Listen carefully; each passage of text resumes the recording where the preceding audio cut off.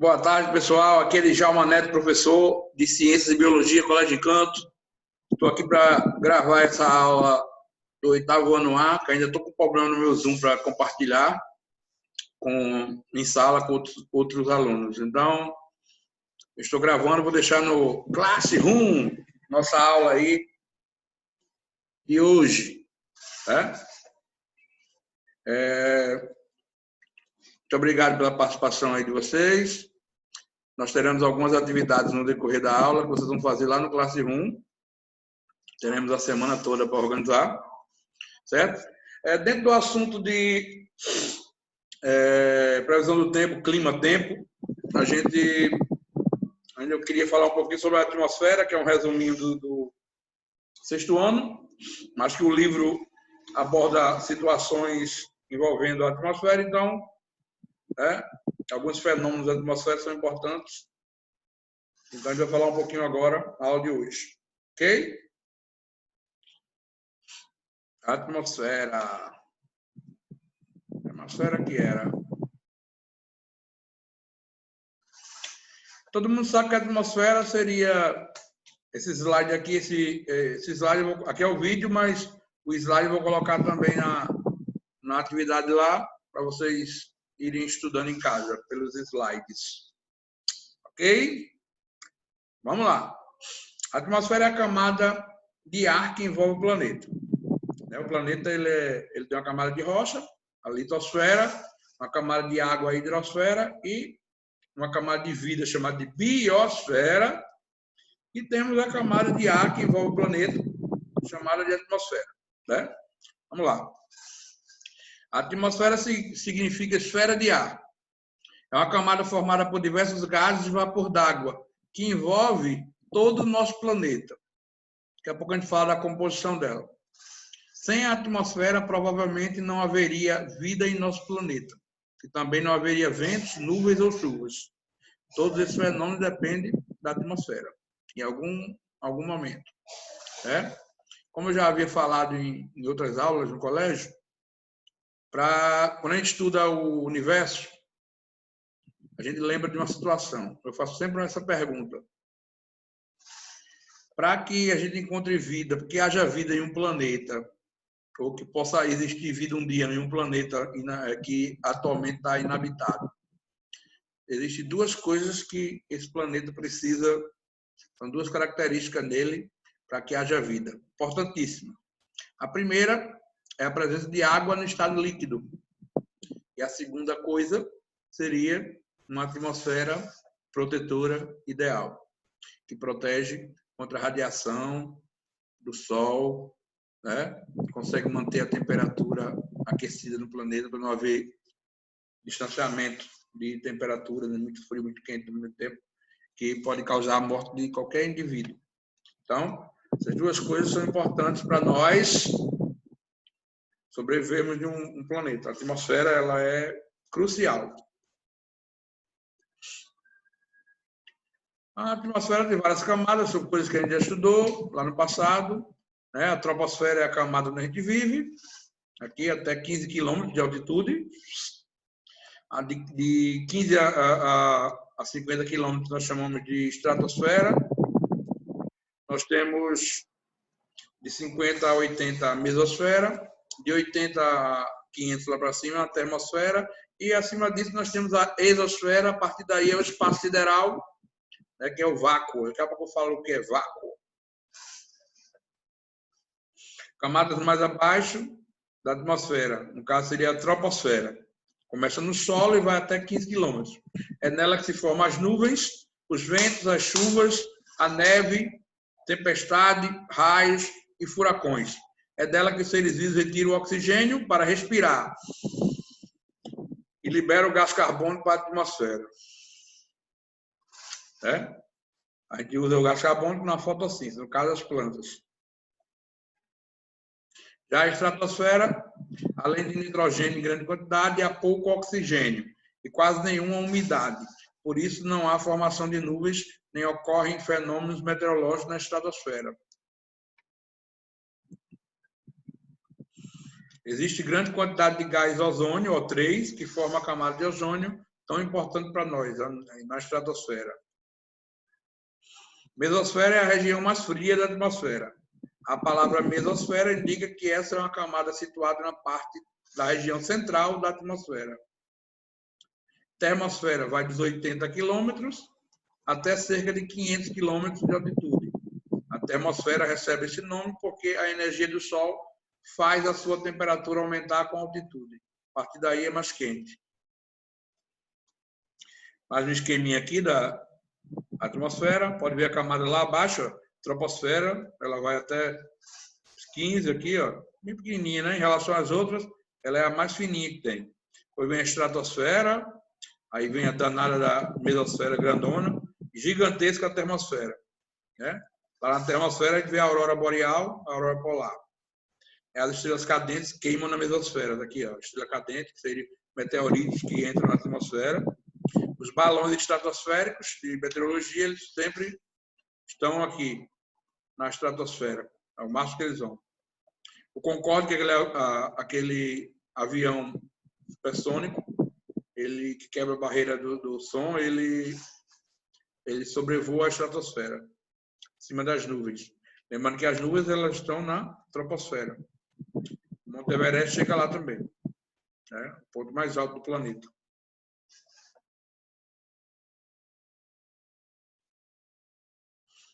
Assim, depois, aí eu não tinha falado, mas aqui a gente vê a última camada da atmosfera é a exosfera. Exo quer dizer fora. É a última camada. A partir daí é o espaço sideral, é o vácuo, a ausência do ar. Não tem ar a partir da exosfera. É a última camada da atmosfera que começa a cerca de 500 quilômetros de altitude e não tem um limite superior definido. Os gases vão acabando, né? Cada vez mais, e a temperatura varia muito. É muito quente durante o dia, é muito frio durante a noite. Aí existe um termo que a gente, alguns livros colocam, chamado de ionosfera. Ela não é uma camada, mas é uma mistura. É como se fosse a termosfera, em conjunto com a mesosfera juntas, constitui a ionosfera, que não é uma camada da atmosfera, mas é uma região da atmosfera, com uma grande quantidade de íons, de cargas elétricas, certo? É onde exatamente onde se refletem as ondas de rádio, permitindo o envio e recepção para todo mundo. Imagina uma pessoa está escutando uma música aqui numa rádio, para escutar essa música lá da rádio, o sinal ele vai para a ionosfera, bate na ionosfera e volta e chega até nós. Né? Mesma coisa, se você está olhando o desenho aqui, ó, ele, acima da camada da ionosfera ainda tem um satélite lá em cima, da televisão, por exemplo. Quando você assiste um jogo pela cabo, ou via rádio, ou via satélite, televisão via satélite. Muitas vezes você está assistindo um jogo, sai um gol, numa casa sai primeiro que na sua. Exatamente porque quando via rádio, ela vai, o sinal chega mais rápido, alguns segundos, e quando é via satélite, demora um pouquinho para chegar. Para que serve a atmosfera na vida da Terra? Porque ela é importante. Né? Primeiro é onde se encontram os gases que a gente precisa, o oxigênio e o gás carbônico exatamente para as plantas. Eles usam isso aí na fotossíntese e na respiração. Além de também a atmosfera protege a Terra, que eu já falei, da radiação solar, que é prejudicial. São vários raios solares diferentes, radiação ultravioleta, micro-ondas, são vários espectros de radiação diferente que o Sol emite. A maioria chega aqui, uma parte retida na atmosfera, graças a Deus. A atmosfera funciona como um teto protetor, evitando que a Terra aqueça ou fique quente demais, acima do normal. É aquela história do efeito estufa, que lá na frente ainda falar um pouquinho. Certo? E, além disso, protege a Terra do impacto de outros astros, meteoritos. Os meteoritos vão chegando na Terra, imagine se todo meteorito chegasse aqui, que destruir as coisas. A maioria queima na atmosfera. Né? Existem dois tipos de radiação, ultravioleta A e B. Aí então o cara se riscou. Aí são alguns termos que a gente usa, que é o vácuo, é a ausência do ar. Fora da atmosfera é o espaço sideral, não tem ar. Então, a gente dá isso como exemplo de vácuo. Né? Mesma coisa quando você embala alguns produtos no supermercado ou no açougue, carne a vácuo. para guardar. Porque quando aquela embalagem, quando ela é pressurizada, retira o ar de dentro, ela fica um vácuo dentro, sem ar. Ajuda a conservar por mais tempo esse alimento, né? Cansei de comprar carne de charque, ela vem num plásticozinho bem coladinho nela, assim, tem ar dentro, certo? Exatamente porque as bactérias, elas apodrecem o alimento, elas sobrevivem, a maioria delas precisam de oxigênio. Então, quando a gente retira do alimento o ar para poder guardar, ele passa mais tempo, né? Dentro. Por isso que as garrafinhas aquelas caixas de leite longa-vida, também, elas não têm o ar dentro. Quando você abre, depois que você abre, tem que consumir rápido. Aí outro termo muito usado na meteorologia, que a gente está usando na atmosfera, que é de origem atmosférica, é o vento. O vento, para a gente, é o ar em movimento, né? É aquele choque de camada de ar, quando o ar é mais quente, ele é mais leve, ele sobe. Por isso que aqueles balões de filme que a gente vê, eles, quando você aquece, você bota o calor, e dentro ele sobe, porque o ar quente ele é mais leve. E o ar frio ele é mais pesado. Então, o vento ele é formado pelo quê? O ar frio que desce, que empurra o ar quente que é leve para cima, que empurra o outro e vai. Então, esse movimento de ar quente e frio forma o vento, né? Tem várias classificações, a gente já estudou algumas, né? Por exemplo, a brisa é o vento leve que todo mundo espera ansioso ao longo do dia de verão, né? Aquele ventinho da beira-mar, que a gente fica, coisa boa, tão levinho, totalmente agradável, não só o homem, mas também os outros seres vivos. Existe uma brisa marítima, que é aquela à beira-mar, e a brisa terrestre, que sopra da terra para o mar. Em ambos os casos, a sensação é conforto. Muito bom. Viu? A maior parte do vento que sopra nas nossas cabeças, né, é uma brisa, que pode variar um pouco ao longo do dia, de um dia para o outro, ou mesmo de região para região. A gente está deitado numa rede na área da casa, aí o ventinho bate aqui na gente, aquilo ali é uma brisa, né? Só que é um sopro calmo e leve. Aí vem os ventos alísios, que são mais fortes que as brisas, né? É o vento que permite a prática de esportes, como navegação à vela, asa delta e windsurf. Também é um tipo de vento preferido pelas crianças, que adoram, né, empinar pipa. Eu odiava, gente. Cuidado com o cerol, viu? Cerol, eu já vi gente morrer porque o cerol pega no pescoço da pessoa e corta o pescoço.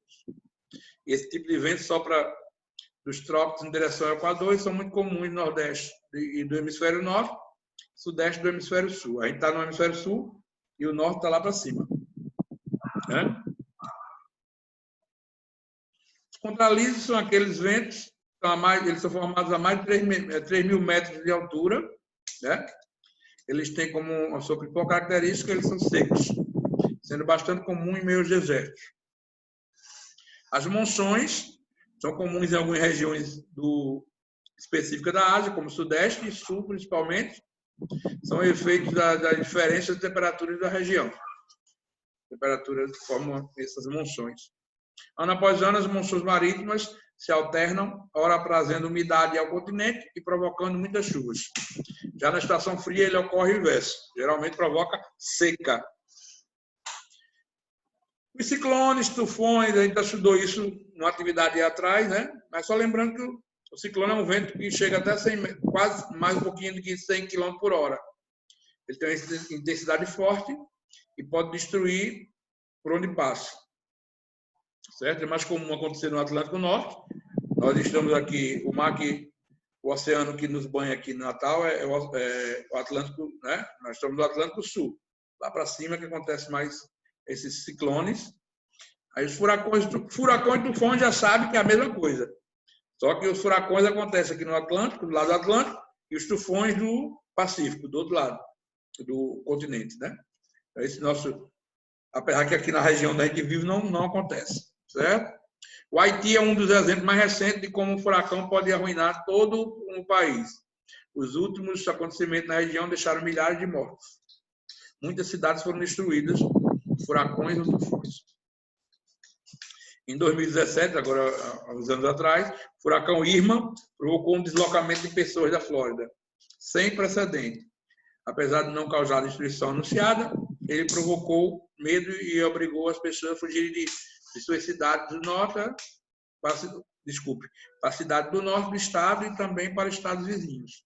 Né? Estou falando da Flórida, então o pessoal saiu da Flórida, foi para outras cidades e estados próximos. A diferença, eu já falei, do furacão e tufão, é o lado do oceano que ele está. Né? Nuvens também são muito importantes para estudar fenômenos meteorológicos, nuvens e tipos. Né?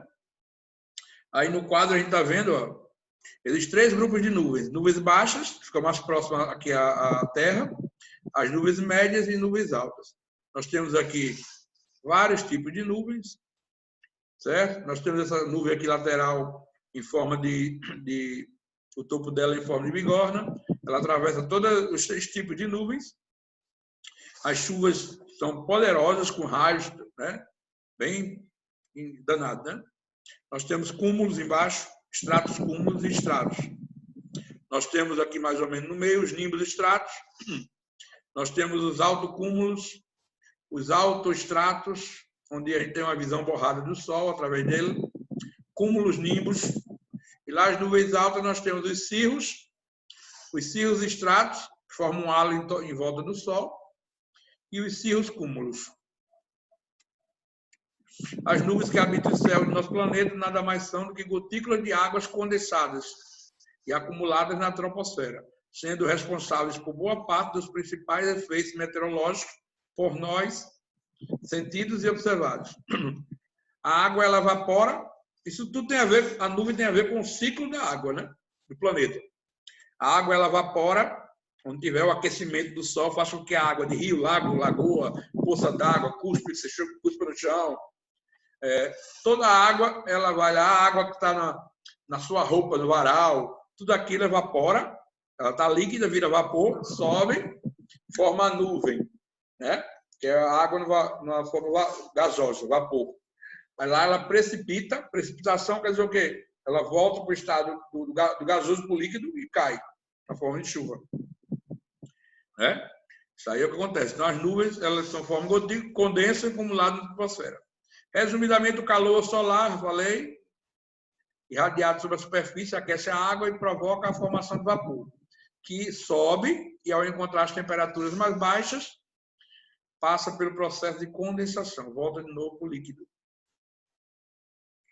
Né? Alguns tipos de nuvens, já falamos lá no desenho, nuvens baixas, médias e altas.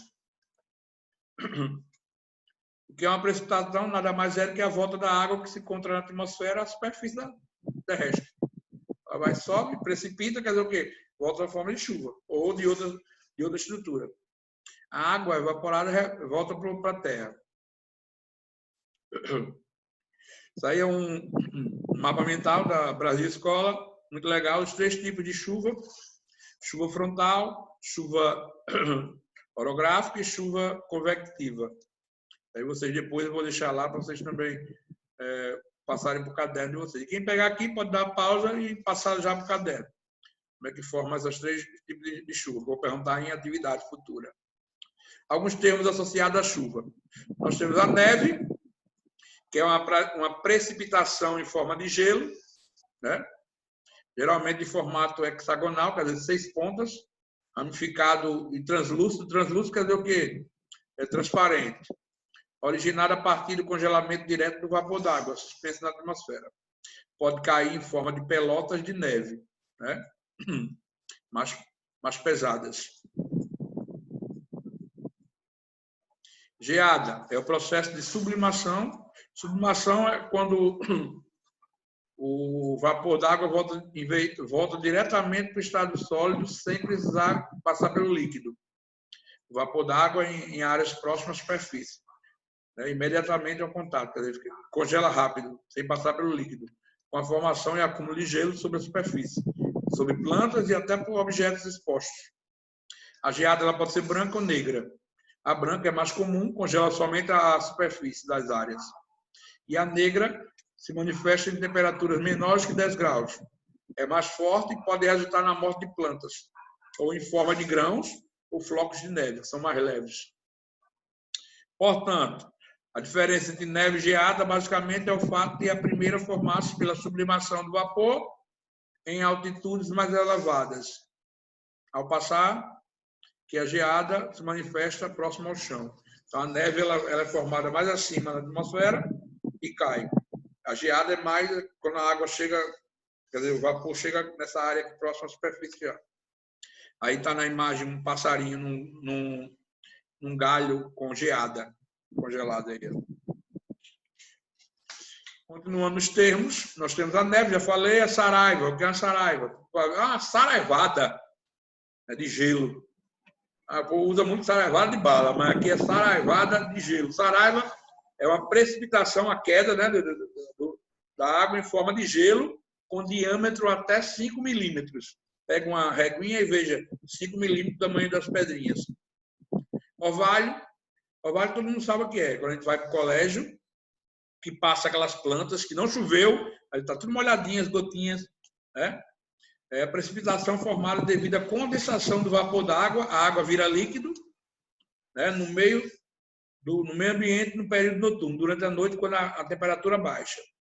A geada já falamos, né? É quando a temperatura está abaixo de 0 grau, que forma uma precipitação bem congelante. Neblina é uma precipitação de água muito fina e com baixa intensidade. Muito perigoso para quem dirige, por isso que existem os faróis de neblina. Né? É perigoso você dirigir em período no meio de neblina. Pode provocar acidentes. E o granizo é uma precipitação que forma pedra de gelo com diâmetro maior do que 5 milímetros. Imagina aí, umas pedrinhas de gelo mais de 5 milímetros.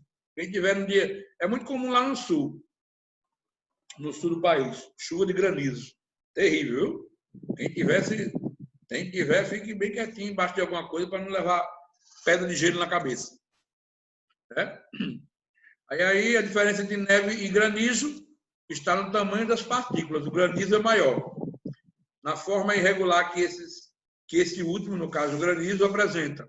Além de ele estar associado à chuva líquida. O granizo vem as pedrinhas, mas também vem água líquida junto. Né? Aí na imagem, um pedaço de granizo no chão. Com base no conteúdo, aí você vai dar uma pausa em casa, aí vai passar essas perguntinhas aí para o caderno. Depois vocês mandam para mim sobre o ar. O que é o ar? Conforme os estudos realizados nessa aula, explica o que é a atmosfera, do que é formado o ar atmosférico. Cite 3 comprovações sobre a importância da atmosfera para o desenvolvimento e manutenção da vida no planeta. Como podemos comprovar ou perceber a existência do ar? E o que é vácuo? Cite exemplos. Essas são as questões só para vocês fixarem em relação às novidades.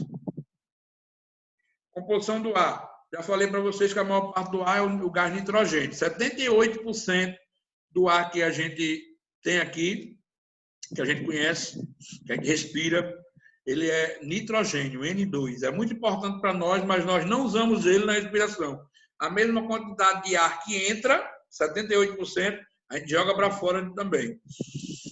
78% entrou. 78% saiu. Já 21% do ar é oxigênio. A maior parte entra e sai a menor parte, porque a gente absorve, a gente usa esse oxigênio lá dentro, como combustível. 0,97%, menos de 1%, são os gases nobres que estão na atmosfera. Hélio, neônio, argônio, criptônio, xenônio e radônio. E 0,03% é CO2, dióxido de carbono, chamado por nós de gás carbônico.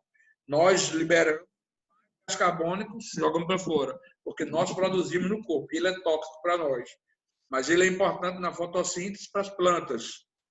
Elas usam na fotossíntese e produzem o alimento delas, que é a glicose, e libera gás carbônico, libera oxigênio no ar. E esse oxigênio a gente vai usar na respiração. Além disso, o ar também ele vem com vapor d'água, que é água na forma de vapor, né? Partículas sólidas e poluentes. Poeira, fuligem, material de queimadas, tudo isso vai estar no ar. Então, a gente considera como parte do ar. Aí é o nosso gráfico, mostrando a mesma coisa. 78% aqui, ó, roxo, é do nitrogênio. 21%, segunda maior porção do bolo, é de oxigênio. E o restante a gente já falou. Aqui eu vou falar um pouquinho, o gás, só passando para você lembrar que o gás de oxigênio, quase todos os seres vivos dependem dele para sobreviver, é fundamental para a respiração dos seres vivos, né? Sem ele não há fogo, por isso é um gás essencial para a combustão. Combustão, a gente sabe que é a queima de alguns materiais. Né? Para que haja combustão é necessário que haja um combustível, um comburente e energia, calor. Por exemplo, uma vela acesa, todo mundo já viu uma vela queimando, né? Aquela parte branquinha a vela em si, aquela parte, a parafina, é o combustível. E o oxigênio é o comburente. E o calor é energia. O oxigênio, como alimenta a chama, é considerado gás comburente. O comburente é, portanto, a substância que provoca a combustão de um combustível. Legal, né? O oxigênio e a respiração. A respiração celular é aquele processo onde nós usamos o oxigênio, né, para fornecer energia para trabalharmos. Né? 24 horas por dia nós precisamos respirar, nós e as plantas. O gás carbônico é aquele gás, CO2 também. Ele impede a queima de materiais combustíveis, por isso que muitas vezes a gente tem o extintor de incêndio de gás carbônico, jogando em alguns materiais e ele apaga o fogo. Né? Ele é fundamental para a vida, participa. Para nós ele é tóxico, a gente joga para fora, a gente produz gás carbônico, a gente joga para fora, a gente elimina ele na respiração. Mas para os vegetais o gás carbônico ele é importante, porque ele participa do processo de fotossíntese. Né? Também é liberado na atmosfera na queima de combustível fóssil, nas queimadas e na decomposição de tudo que morre. Ok? O gás carbônico é fotossíntese, como eu já falei, ele é importante, junto com a água e a energia solar, né, captado pelo pigmento verde chamado de clorofila. A planta produz a glicose, que é um carboidrato de alimento dela, e produz oxigênio que ela libera no ambiente. Né? Além disso, ainda libera a água de volta. O nitrogênio é o gás mais abundante da atmosfera, não participa da respiração nem de combustão. Não é absorvido diretamente pelos organismos. Como eu disse, a gente inala ele, apesar de ser a maior quantidade do que a gente está inalando é nitrogênio, mas a gente joga para fora também. A mesma quantidade. A gente não usa ele dessa forma.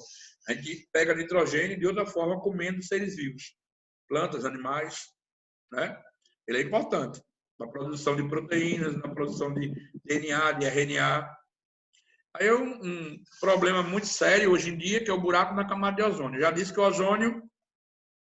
ozônio ele é um gás isótopo, quer dizer, ele tem 3 átomos de oxigênio. E o gás oxigênio que a gente respira, ele tem 2 átomos de oxigênio, que é o O2. O ozônio é o O3. Então, esse ozônio ele se acumula na atmosfera, numa camada, e ele evita que a maior parte da radiação ultravioleta que entra no planeta chegue até nós. A radiação ultravioleta, você sabe que ela pode causar queimadura e pode, em um tempo prolongado, ela pode causar o câncer de pele. Muito perigoso. Então, o ozônio nos ajuda. Só que o ser humano é engraçado, ele libera alguns gases em alguns produtos à base de CFC, clorofluorcarbono. Esses gases, eles são industrializados em materiais como aerosóis, desodorante, aerosol, tem um gásinho dentro do desodorante, que ele faz com que o líquido seja jogado para fora. Aquele gásinho ali, depois que sai, ele ia para a atmosfera e ajudava a separar as moléculas de ozônio, fazendo com que mais radiação solar entrasse no planeta e causasse problema.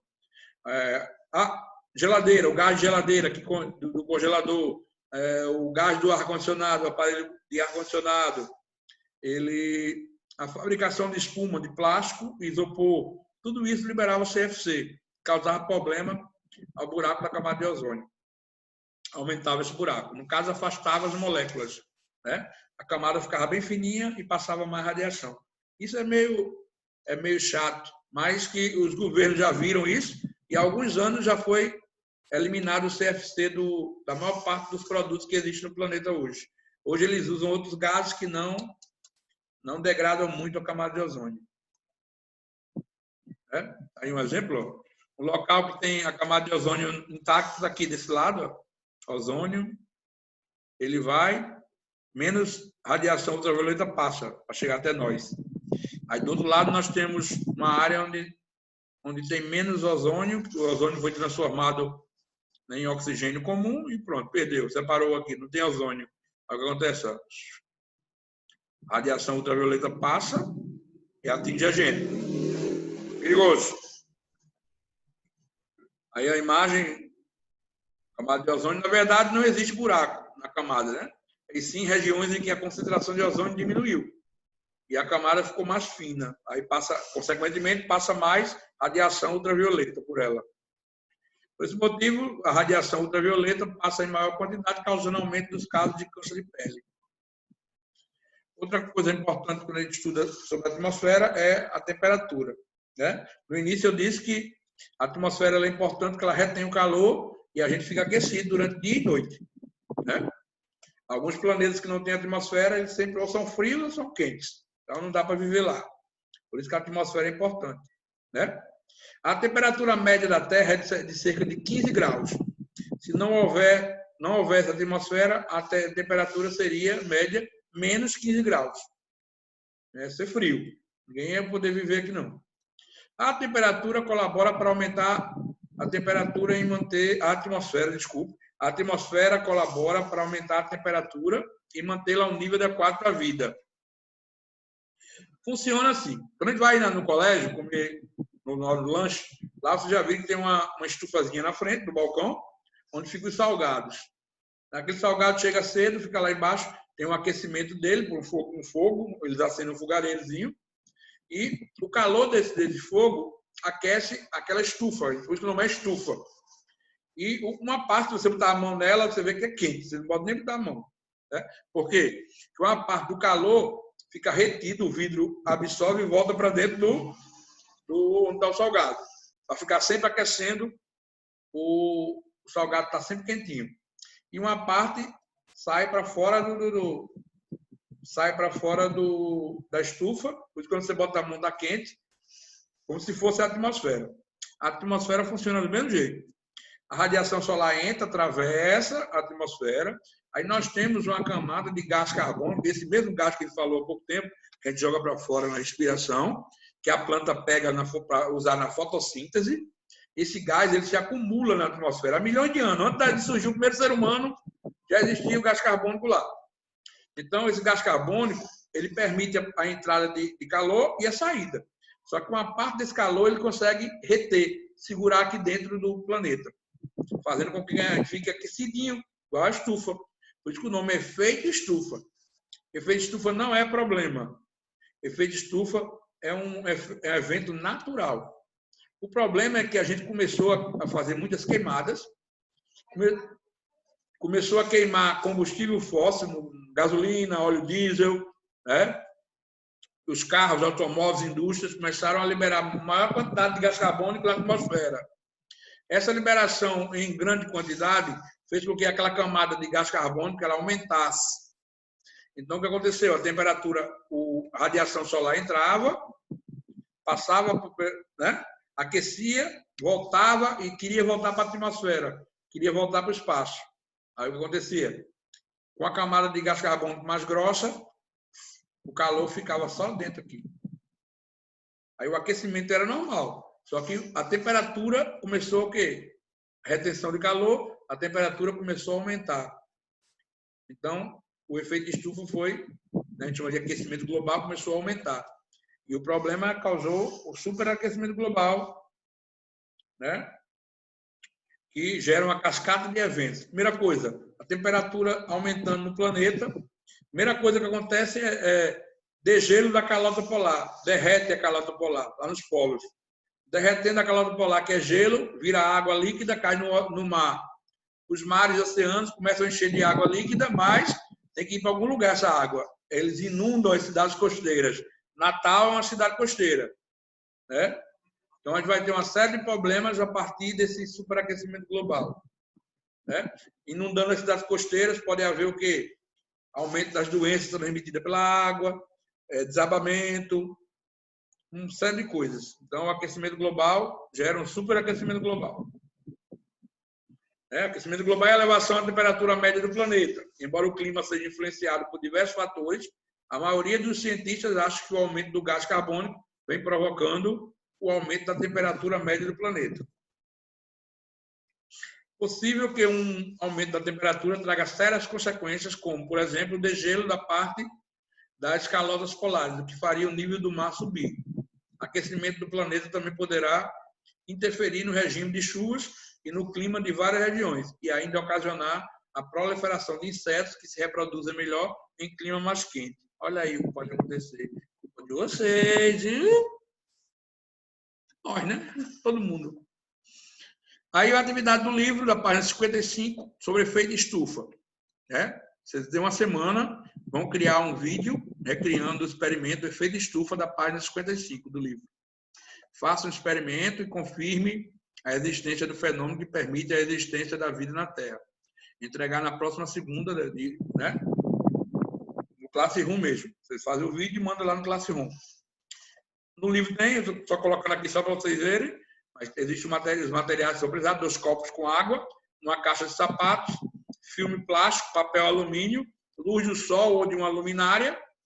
Você pode adaptar, se não tiver uma coisa, gera uma coisa parecida. Então, vocês podem fazer Aí são os procedimentos, vão fazer lá. Lá tem também esses mesmos procedimentos, né? Aí, depois tem a final, o que podemos fazer para combater a poluição do ar? As fábricas devem instalar equipamento de filtragem nas chaminés. Foram criados, alguns anos atrás, catalisadores para automóveis e para as indústrias, chaminés. Esses catalisadores, eles diminuem a quantidade de gás carbônico liberada na atmosfera. Ainda se libera, mas em menor quantidade, né? Devemos contribuir para a defesa e conservação dos espaços verdes, evitar desmatar. Além disso, devemos ter atenção que há situações em que nossa escolha é fundamental para um ambiente mais puro. A troca de energia gerada por combustíveis fósseis e outras coisas, a gente vai começar a trabalhar a energia elétrica a partir da energia eólica, né? Por força do vento, os cataventos, os painéis solares, energia solar, os painéis fotovoltaicos, é muito importante também, usando a energia solar. A eliminação do enxofre e do chumbo dos combustíveis dos automóveis tem redução na poluição do ar também. Os sprays, outras tecnologias que utilizavam o CFC, foram abandonados por um grande número de países devido à existência do buraco na camada de ozônio. Existe também, atualmente, centro de inspeção de veículos móveis, veículos e automóveis, onde é feito o controle de gás carbônico emitido pelos escapes dos veículos. Em diversos países, existe dispositivo de controle dos níveis de poluição atmosférica, foram reproduzidas tecnologias menos poluentes nas indústrias.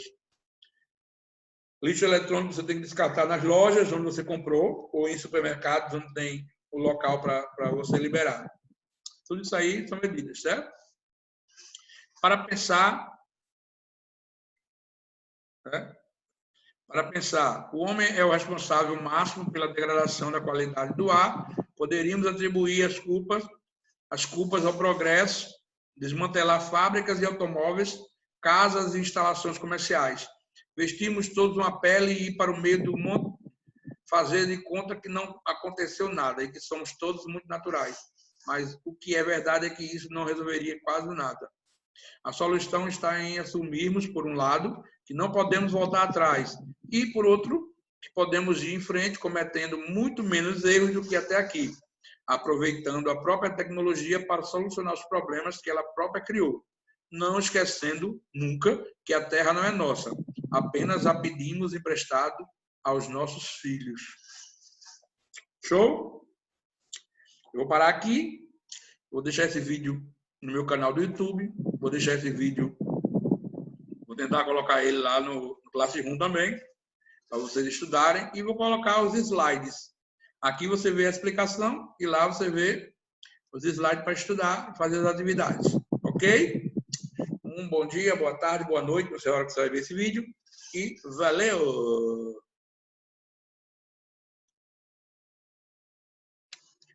Oi, baba. Próxima aula a gente vê propriedades.